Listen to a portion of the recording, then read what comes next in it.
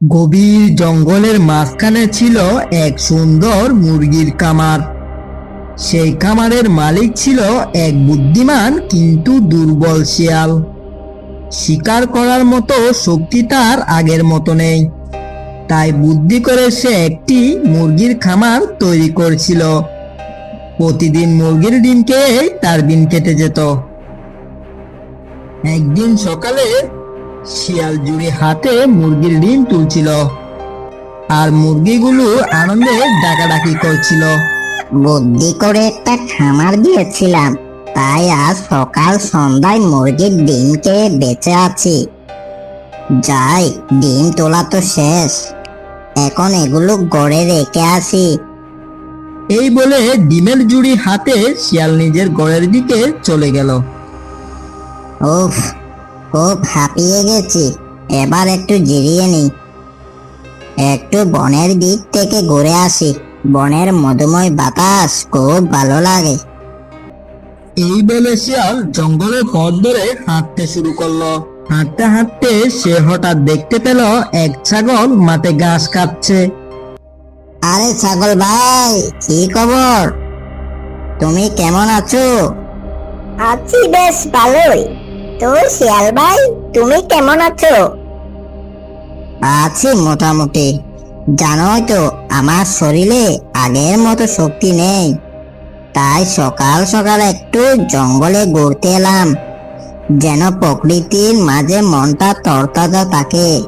তাহলে তুমি ঘুরে এসো, আমিও কচি ঘাসের খুঁজে নদীর ওই দিকটায় যাচ্ছি। এই বলে ছাগল চলে গেল। আজ অনেক দেরি হয়ে গেছে, যাই, ঘরে ফিরে যাই। ওদিকে আমার মুরগিগুলো একা আছে।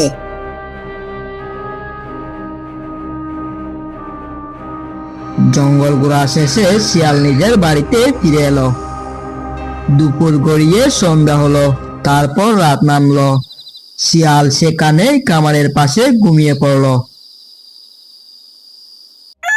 পরদিন সকালে আগের মতো সে ডিম তুললো, মুরগিকে খাবার দিল, আর কিছু ডিম নিজে খেলো। এভাবে বেশ সুখে দিন কাটছিল তার। এমনিভাবে বেশ কিছুদিন কেটে গেল। একদিন জঙ্গল থেকে ফেরার পথে শিয়াল বলল, আজ অনেক দেরি হয়ে গেছে, যাই, ঘরে ফিরে যাই। ওদিকে আমার মুরগিগুলো একা আছে। ঠিক তখনই জঙ্গলের অন্য পাশে এক ভয়ঙ্কর বাঘ নিজের রাস্তায় বসে খাবার খাচ্ছিল। খাবারগুলো খুব সুস্বাদু, আজ তো পেট ভরে খাচ্ছি। কতদিন পর তাজা মাংস খেলাম। রোজ যদি এমন তাজা মাংস পেতাম তাহলে কতই না ভালো হতো।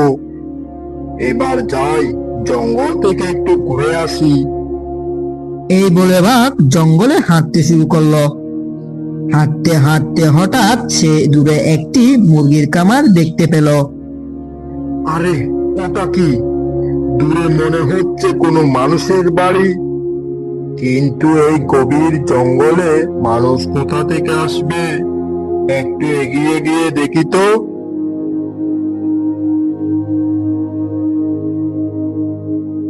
এটা দেখি একটা বড় সড়ো মুরগির খামার।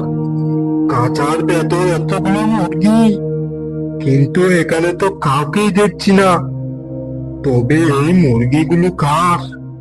ঠিক তখনই শিয়াল ফিরে আসছিল। তার পায়ের শব্দ শুনে বাঘ ঝোপের আড়ালে লুকিয়ে পড়ল। শিয়াল ঘুমিয়ে পড়তেই বাঘ চুপি চুপি বেরিয়ে এসে কপ করে একটি মুরগি ধরে ফেলল। রোজ একটা করে মুরগি পেলে আমার আর কিছুই লাগবে না। আজ থেকে প্রতি রাতে এসে তোদের একটা করে নিয়ে যাব, ভালোই হবে। তাজা তাজা মাংস খেয়ে শরীরও ভালো থাকবে। যাই, এবার গুহায় ফিরে যাই, শিয়াল বেটার আবার ঘুম ভেঙে যাবে।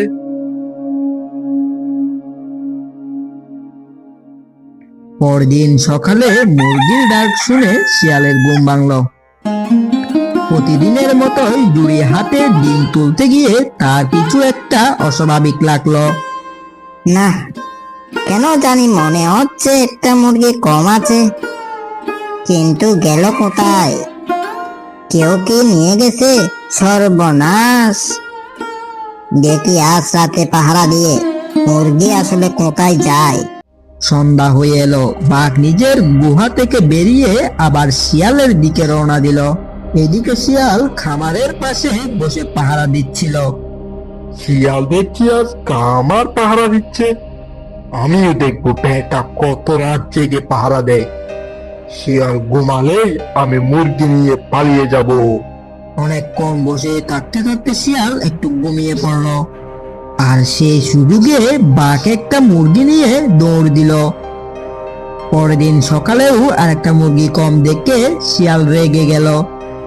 এভাবে চললে তো আর হয় না।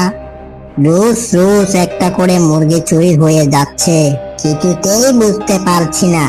শিয়াল তখন জঙ্গলের দিকে গেল এবং কিছু দূর গিয়ে ছাগলকে দেখতে পেল। কি হয়েছে শিয়াল ভাই? তোমাকে এত চিন্তিত দেখাচ্ছে কেন?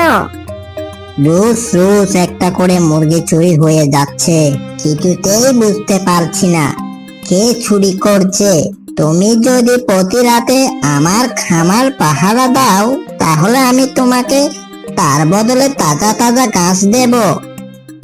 বিষয়টা তো তাহলে দেখতেই হচ্ছে। আচ্ছা ঠিক আছে, তাহলে আজ থেকে আমি তোমার খামার পাহারা দিব। দেখি কে মুরগি নিয়ে যায়। সেদিন রাতে শিয়াল নিশ্চিন্তে ঘুমিয়ে পড়ল আর ছাগল পাহারা দিতে লাগলো।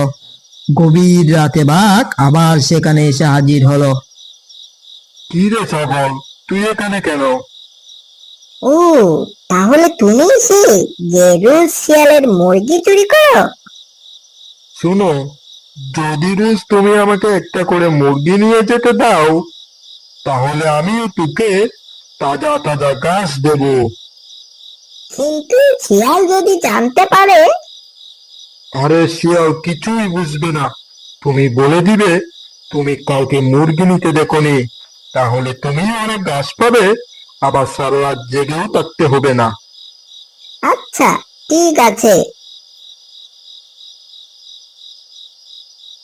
এরপর থেকে প্রতি রাতেই বাঘ ঘাস এনে দিত আর ছাগল তাকে একটা করে মুরগি দিত। একদিন শিয়াল সন্দেহ করে লুকে সব দেখে ফেললো। ও, তাহলে এই ব্যাপার। ছাগল ঘাসের লোভে আমাকে মিথ্যা কথা বলছে। যাই হোক, আমি বাঘের সাথে শত্রুতা করতে চাই না। আমার উচিত এখান থেকে অন্য কোথাও চলে যাওয়া। পরদিন সকালে কাউকে না বলে শিয়াল চুপচাপ নিজের খামার ছেড়ে অন্য জায়গায় রওনা দিল।